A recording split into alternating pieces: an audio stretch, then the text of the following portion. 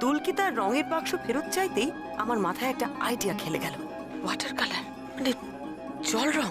স্মৃতিকণা দেবী বাড়িতে একা, খুব শিগগিরই অরূপকে নিয়ে আমার সে বাড়িতে পৌঁছতেই হবে, না হলে গুরুতর বিপদ ঘটে যেতে পারে। স্মৃতিকণা দেবীর বাড়িতে পৌঁছেই দেখি ঠিক তেমনই পরিস্থিতি।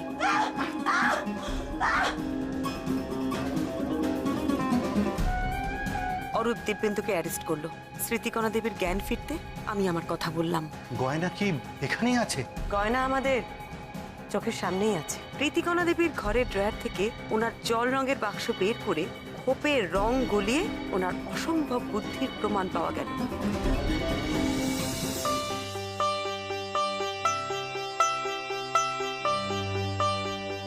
এটা কি অরিজিনাল হিরে? সবে তো মাত্র একটা, আরো 48টা আছে। জলটা ঢাল।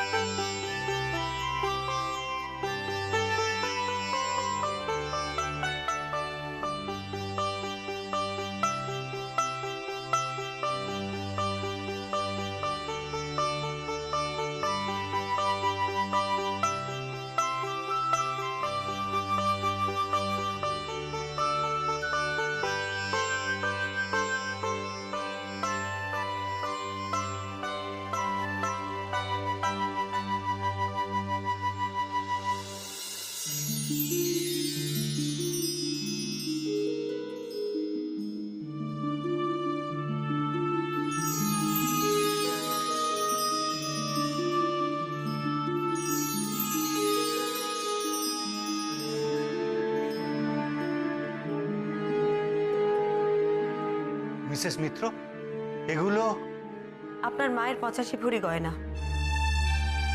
85 ভরি গয়না তো লুকোনো মুশকিল, তাই বছর আড়াই আগে আপনার মা একটা বুদ্ধি বার করেন। উনি সোনার দোকানে গিয়ে ওনার সমস্ত গয়না বিক্রি করে দিয়ে এই হিরেগুলো কেনেন।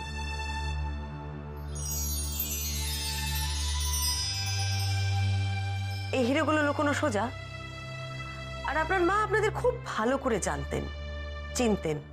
উনি জানতেন আপনাদের মধ্যে কে লোভী আর কে সৎ।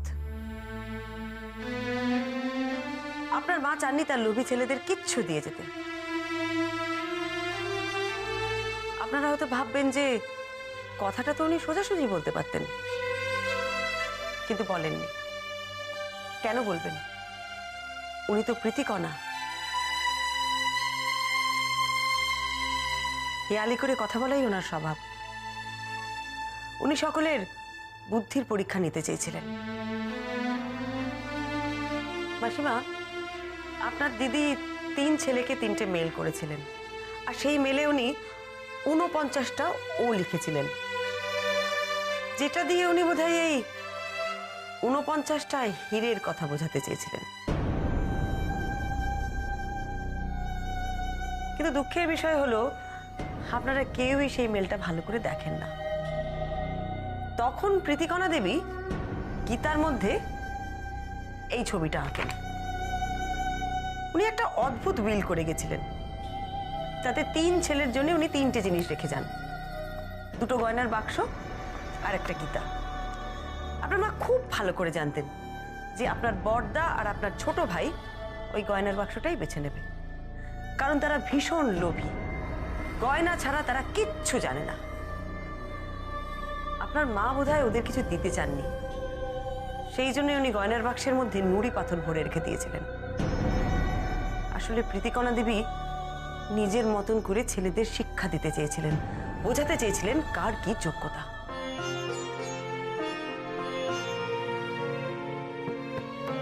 আপনার মা খুব ভালো করে জানতেন ওই গীতাটা আপনার ভাগ্যেই জুটবে, কারণ সম্পত্তির ওপর আপনার কোনো লোভ নেই।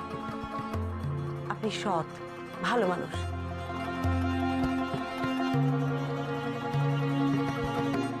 সেই জন্যই আপনার মা চেয়েছিলেন এই সমস্ত হীরের অধিকারী একমাত্র আপনিই হন।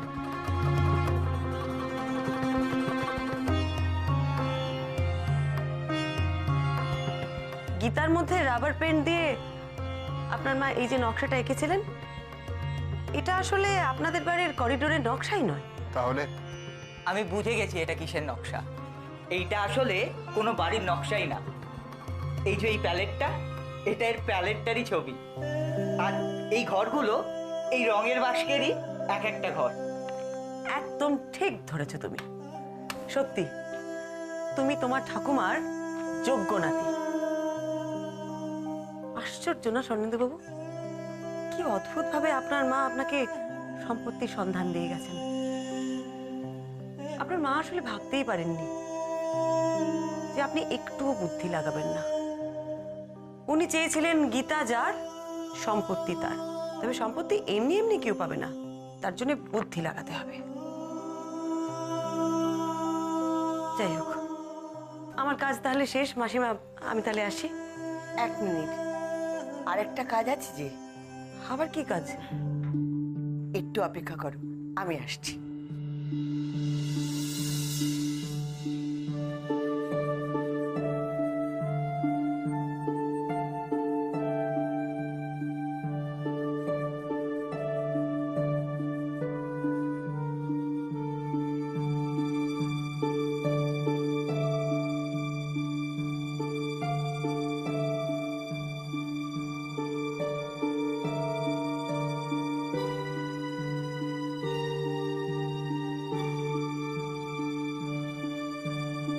এই সে চিঠি। দিদি বলেছিল যে গয়না পাবে সেই পড়বে। তুমি তো খুঁজে পেয়েছো, তুমি পড়ো। আমি? পড়োই না। না না মাসিমা, এই চিঠিটা স্বর্ণেন্দু বাবুকে লেখা। স্বর্ণেন্দু বাবু, আপনিই পড়ুন। মিসেস মিত্র, কোনো কিছুই তো গোপন নেই আপনার কাছে। আপনি চিঠিটা পড়ুন। আর সত্যি তো, গয়নাটা তো আপনিই উদ্ধার করেছেন।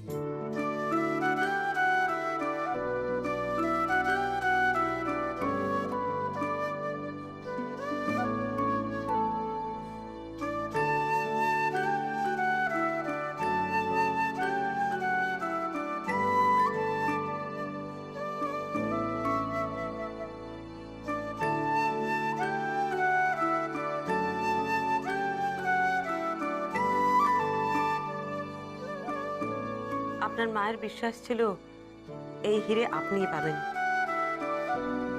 তাই এই চিঠিটা আপনাকে উদ্দেশ্য করেই লেখা। তা হোক, তুমি পড়ো মা। স্নেহের স্বর্ণ, খুব ক্ষেপে আছো মায়ের উপরে। এই 85 ভরি গয়না কেমন নাকে দড়ি দিয়ে ছুটিয়ে মারলো। মাথার উপর চাপ কম পড়েনি নিশ্চয়ই এই চিঠি অবধি পৌঁছতে। তবে চিঠি অবধি যখন পৌঁছে গেছো, তখন আমার ছেলে হিসেবে তোমাকে নিয়ে আমার গর্ব হচ্ছে। আর জানো তো, খুব সহজে যা পেয়ে যাওয়া যায় মানুষ তার কদর বোঝে না।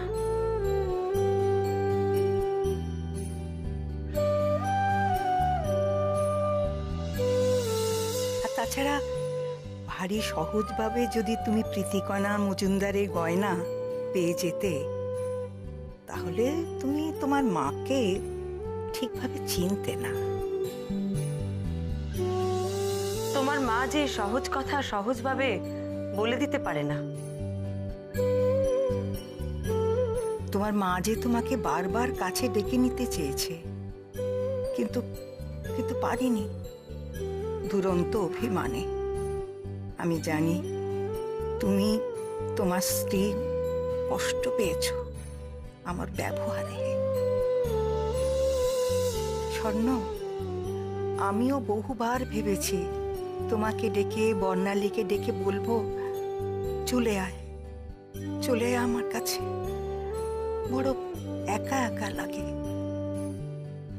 তোমাদের দূরে রেখে আমি ভালো নেই, কিন্তু কি করব বলো? ওই অভিমান আমাকে সব সময় আটকেছে, ওই অভিমান। স্বর্ণ, তোমার তোমার আর তোমার স্ত্রীর কাছে আমি দোষী। তোমাদের ভালোবাসাকে আমি সম্মান দিইনি সকলের সামনে, কিন্তু তার থেকেও বেশি দোষী আমি তোমার সন্তানদের কাছে, অমৃতা আর তুহিনের কাছে।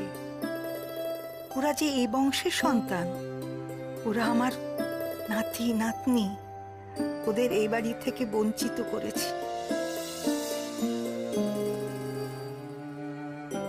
শুনেছি ছেলে মেয়েদের ভালো করেই মানুষ করেছ। আমি শুনে খুশি হয়েছি অমৃতার বিয়ের জোগাড় করেছ। মনে হয় এই হিরে তোমার কাজে লাগবে। এই ৪৯টা হিরে আমার নাতি নাতনি আর নাত বউয়ের জন্য। ওদের ভাগ করে দেবে তুমি।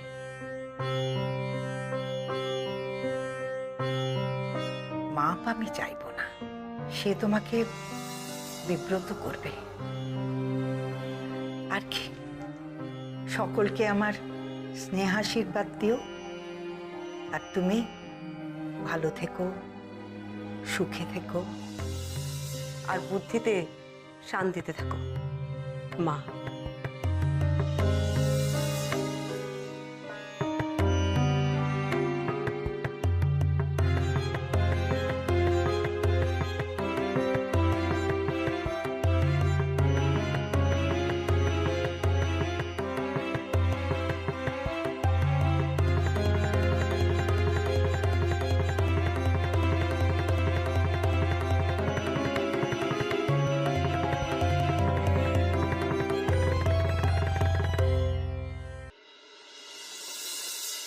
দেখুন মিসেস মিত্র, আমি কিন্তু এসবের যোগ্য নই।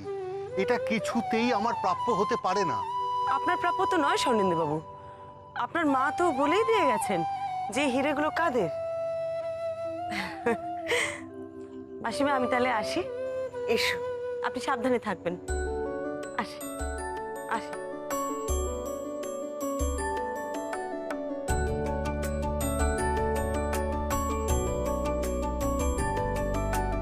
या देवी सर्वभूतेषु मातृरूपेण संस्थिता नमस्तस्यै नमस्तस्यै नमस्तस्यै नमो नमः।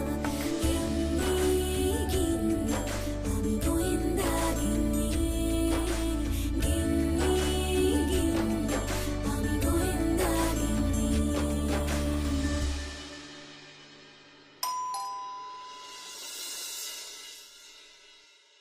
এসো এসো এসো এসো এসো। ইস, মোগাম্বো কোথায়? ঘুমোচ্ছে। এই ডক্টর সামলের সঙ্গে দেখা হয়েছে তো? আমি সব বলে দিয়েছিলাম ফোনে কিন্তু। হ্যাঁ হ্যাঁ, ডক্টর সান্যালের সঙ্গে দেখা হয়েছে। সোয়েলিংটা এখনো হয়ে আছে, কিছু মেডিকেশন দিয়েছে আর 2 দিন বাদে এক্সরে করতে বলেছে। আচ্ছা, দাঁড়া দাঁড়া দাঁড়া, একবার পড়ি। খুব লেগেছে না? কষ্ট হচ্ছে? হ্যাঁ, একটু লেগেছে। তোমার একটু মানে তো আমি বুঝে গেছি, বেশ ভালোই লেগেছে। চলো চলো চলো, আর সময় নষ্ট করে লাভ নেই, শুতে চলো চলো। এসো আস্তে আস্তে এসো। এই তো আস্তে। এসে গিয়ে একে উমা, কি কেলেঙ্কারি কাণ্ড! হাতে কি হলো? মা, আস্তে আস্তে মা, চিৎকার করো না, বাড়িতে সবাই উঠে পড়বে। আস্তে আস্তে। কিন্তু হাতে হলোটা কি? ও বাবা, কি হয়েছে? গেছে গেছে মট করে ভেঙে গেছে নিকাল। না না, মোট করে ভাঙেনি মা, যেটা হয়েছে মুচকে গেছে, মুচকে? মানে বাজে ভাবেই মুচকে এই গেছে। দেখেছো? মা কোথায়? বেরোনোর আগে মাকে যেভাবে রাগিয়ে দিয়ে বেরোলাম। এই যে আমি, আমার গোয়েন্দা বৌমার বাড়ি ফেরার সময় হলো। ছি ছি ছি ছি ছি ছি, এত রাত্রে বাড়ির বউ কিনা। মা, মা আসলে এমন হলো না, আমার কোনো উপায় ছিল না, সেই জন্য। কি হয়েছে কি? ও বৌমনের হাতে কি হলো? এই যে ভর্তি ভাই, এখন যাস না, দেখছিস না মা কিরকম রেখে আছে। হাতে কি হলো? দেখে দেখে হাতে কি হলো দেখে। না না মা, এত ব্যস্ত হও না, ভয় পাওয়ার কিছু নেই, তেমন কিছু হয়নি। তেমন কিছু হয়নি মানে দেখে। ও মা, এত বড় হাতে একটা প্লাস্টার হয়েছে আর তুই বলছিস তেমন কিছু হয়নি? মা এক মিনিট, এটা প্লাস্টার না, এটা হাতটা ঝোলাবার জন্য দিয়েছে, নড়াচড়া করা বারণ, একটু আঘাত লেগেছে তো, এমন কিছু নয়। আরে বাবা, হাতটা তো ভেঙে গেছে তখন থেকে, তুই কি বলছিস এমন কিছু নয়? হ্যাঁ, আজ মনে হচ্ছে হাত ভাঙা দেরি করে আসার দুটোর জন্যই বৌমনির কপালে দুঃখ আছে। না মা, ওই একটু একটু মানে তুমি কি ভাব আমি কিছু বুঝি না? আর তুমি দাঁড়িয়ে দাঁড়িয়ে দেখছো, বলবে না কিছু, কোনো কথা বলবে না। শোনো, আমি তোমার মুখ দেখলে বুঝতে পারি তোমার কি হয়েছে। হ্যাঁ, বুঝতে পারি। আর তোরা তো ছিলি, দেখলি তো কতবার আমি বারণ করলাম, বড় বৌমা যেও না যেও না, আমার বারণ শুনলো না, বেরিয়ে চলে গেল। দেখ এখন কি হলো, দেখ কি হয়েছে, দেখেছিস তো? আগের বার বেরোলো হাতে ছুরি খেয়ে এলো, এবার বেরোলো হাতটা ভেঙে এলো। আচ্ছা, তোমার কি আক্কেল বলে কিছু হবে না বড় বৌমা? কিচ্ছু হবে না? হ্যাঁ বেয়ান, ও বেয়ান, আপনি আপনার মেয়েকে বোঝান না। হ্যাঁ, ওর কবে বুদ্ধি শুদ্ধি হবে বলুন দেখি, কবে ও বুঝবে? হ্যাঁ, কবে?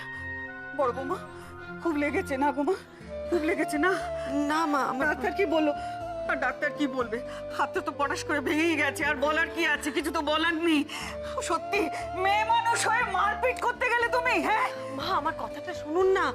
আমি কি শুনবো? হ্যাঁ, হাতটা তো ভেঙেছো নাকি? হ্যাঁ, আমি একটা কথা বলি মা, তুমি একটু ঠান্ডা মাথায় ব্যাপারটাকে ইয়ে করলে হতো। হ্যাঁ, তুই তো জানতিস, অরূপ তো তোকে টেলিফোনে বলেছে, আর তুই তার সত্ত্বেও আমাকে একবার বললি না?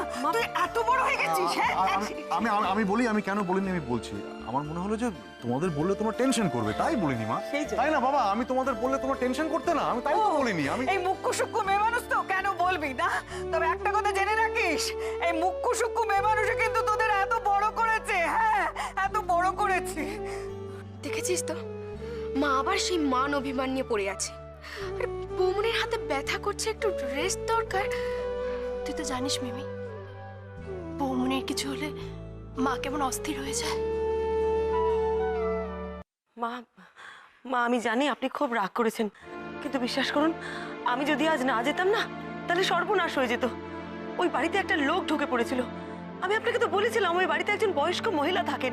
সেই লোকটা বাড়িতে ঢুকে ওই মহিলার মাথায় মেরে তাকে অজ্ঞান করে দিয়েছে। আপনি যদি নিজের চোখে থাক, আমি আর কিচ্ছু শুনতে চাই না, কিচ্ছু না। একটা লোক একজন মহিলাকে মেরে অজ্ঞান করে দিল, তুমি গেছো তার সঙ্গে মারপিট করতে? তুমি কি পালোয়ান? হ্যাঁ, তুমি যে ঘরের বউ সে কথা ভুলে যেও না। মাসিমা যেভাবে পুরো বিষয়টাকে ন্যারেট করছেন, মনে হচ্ছে সামনাসামনি একটা অ্যাকশন মুভি দেখতে পাচ্ছি। বাপরে বাপরে বাপরে বাপ, কি চিৎকার চেঁচামেচি! ও সবই তোর বউকে সামলা না, ওর চিৎকারে তো পাড়ার লোক এসে হাজির হবে। ও, আমার চিৎকারে পাড়ার লোক এসে যাবে? আর বড় বৌমা যে মাঝরাতে বাড়ি ঢুকছে তার বেলা কিছু নয়? হ্যাঁ, একবার বেরিয়ে মাথা ফাটালো, একবার বেরিয়ে হাত ভাঙলো, এটা কিছু নয়? সয়, এই দেখো, আরে ও তো বউ বুঝে সবকিছু সয়েই আছে, একটাও কথা বলছে না। আরে বাবা, কিছু নয় নয় বলছি। সেটা তুমি বোঝো, কিছু নয়। বেচারি হাত ভাঙা অবস্থায় তখন থেকে দাঁড়িয়ে দাঁড়িয়ে তোমার বকুনি হজম করছে, দাঁতে দাঁত চেপে ব্যথা সহ্য করছে। আর তুমি কি করছো? চিৎকার চেঁচামেচি করে বাড়ি পাড়া রাত্রি শুদ্ধ মাথায় করছো। ব্যাস, এইবারে মোগাম্বো একদম জব্দ। আমি শুধু শুধু যাচ্ছি? গরিবের কথা বাসি হলে সত্যি হয়, দেখলেন তো নিজের চোখে, আশকারা দিয়ে একবারে মাথায় তুলেছে। প্রিয়া, আমি বলছি কি, দেখো এত রাতে এসব নিয়ে কথা বলে কোনো লাভ নেই, বরং কাল সকালে প্রাণ ভরে তুমি বড় বৌমাকে বকে দিও। বেচারি এখন টায়ার্ড হয়ে ফিরেছে, মুখটা দেখো, হয়তো কিছু খায়নি। হ্যাঁ, তুমি ঠিকই বলেছো বাবা। আমি বলি কি মা, তুমি এবারে শুতে যাও, হ্যাঁ, একটু ঘুমাবার চেষ্টা করো। বাবা, তুমি মাকে নিয়ে একটু ঘরে যাও। না না না, এই অনাচার দিকে আমার ঘুম আসবে না, আমার মাথায় আগুন জ্বলছে, আগুন। আচ্ছা, শোনো, আমি একটা কাজ করি, আমি তোমাকে একটা খুব মাইল্ড ডোজের ঘুমের ওষুধ পাঠিয়ে দিচ্ছি, তুমি ওটা খেয়ে শুয়ে পড়ো, লক্ষ্মী মা। হ্যাঁ বাবা, হ্যাঁ। এই পরি, চলো শুতে চলো, অনেক রাত হয়ে গেছে। চলো ঠাম্মা, এবার ঘরে যাও। হ্যাঁ, ঠিক আছে, ঘরে যাও। চলো পরি, চলো। নিপা, মিমি, সবাই ঘরে যাও। ভাইয়া, চেঞ্জ করো, যাও। আমাকে ঘুমের ওষুধ দিয়ে ঘুম পাড়াবার মতলব কি সেটা আমি বুঝি, খুব ভালো করে বুঝি।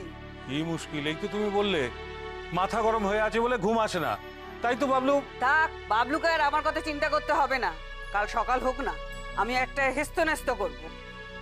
ও বড় রাখবো, হাতটা কি একেবারেই ভেঙে গেছে? না হলে কি এমনি স্লিংটা দিয়েছে?